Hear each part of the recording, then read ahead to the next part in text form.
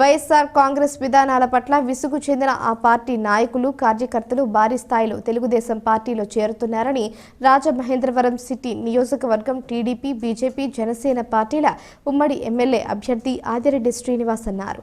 నాయకులు కార్యకర్తల రాకను స్వాగతిస్తున్నామని తెలిపారు.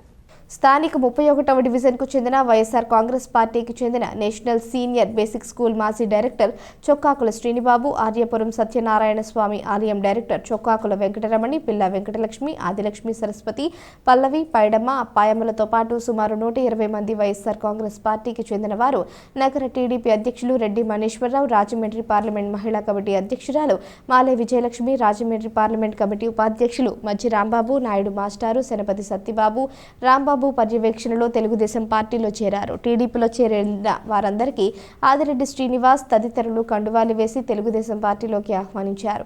ఆయన మాట్లాడుతూ ఎన్నికల కోడ్ వచ్చింది, మార్పు మొదలైందన్నారు. ఇటీవల కోటిలింగాలపేటలో వైకాపాకు చెందిన 200 మంది తమ కూటమిలో చేరడం వైకాపాకు చెంపపెట్టన్నారు. వైకాపా విధానాలు, స్థానిక నాయకత్వం పట్ల విసుగు చెందిన చాలా మంది ఇప్పటికే టీడీపీలో చేరారని, ఇంకా అనేక మంది చేరేందుకు సిద్ధంగా ఉన్నారన్నారు. కష్టపడి పనిచేసే ప్రతి ఒక్కరిని అధిష్టానం గుర్తించి వారి కష్టానికి తగ్గట్టుగా పదవులు ఇవ్వడం జరుగుతుందన్నారు. మంది వైఎస్ఆర్సీపీ పార్టీని వీడి తెలుగుదేశం పార్టీలోకి చేరడం ఈ రోజున ఒక శుభ పరిణామం. ఈరోజు కోడ్ మొదలైంది. కోడ్ మొదలైన తర్వాత మార్పులు మొదలవుతూ ఉన్నాయి. మొన్ననే చూసాం, కోట్లింగాలపేటలో వైఎస్ఆర్సీపీ పార్టీ నుంచి గౌరవం దక్కని పరిస్థితిలో ప్రజల నుంచి వస్తున్న వ్యతిరేకతను గమనించి ఏదైతే ఆ 5 సంవత్సరాలు వైఎస్ఆర్సీపీ జెండా మోసి ప్రజాక్షేత్రంలోని ప్రజల యొక్క సమస్యలు తీర్చడానికి ప్రయత్నం చేసిన వాళ్ళు ఈ ప్రజలు అడుగుతున్న ప్రశ్నలకి సమాధానం లేక ఈ రోజున విసుగు చెంది ఈ రోజున వైఎస్ఆర్సీపీ పార్టీని వీడి తెలుగుదేశం పార్టీలోకి వస్తూ ఉన్నారు. సరైన నిర్ణయం తీసుకోండి, మీ ప్రశ్నలన్నిటికీ కూడా సమాధానం ఆ రూపంలో మేము చేయగలుగుతాం. ఇప్పటికే అనేకమైన కార్యక్రమాలు సూపర్ 6 ద్వారా ప్రజలకు హామీ ఇస్తూ ఉన్నాం, కానీ అవి సరిపోవట్ల. ఇంకా ప్రజలు చాలా ఇబ్బందులు పడుతూ ఉన్నారు. అధినాయకత్వం కూడా తెలియజేయడం జరిగింది. వీటన్నిటికీ కూడా పరిష్కారం మా దృష్టిలో తెలుగుదేశం, జనసేన, బీజేపీ.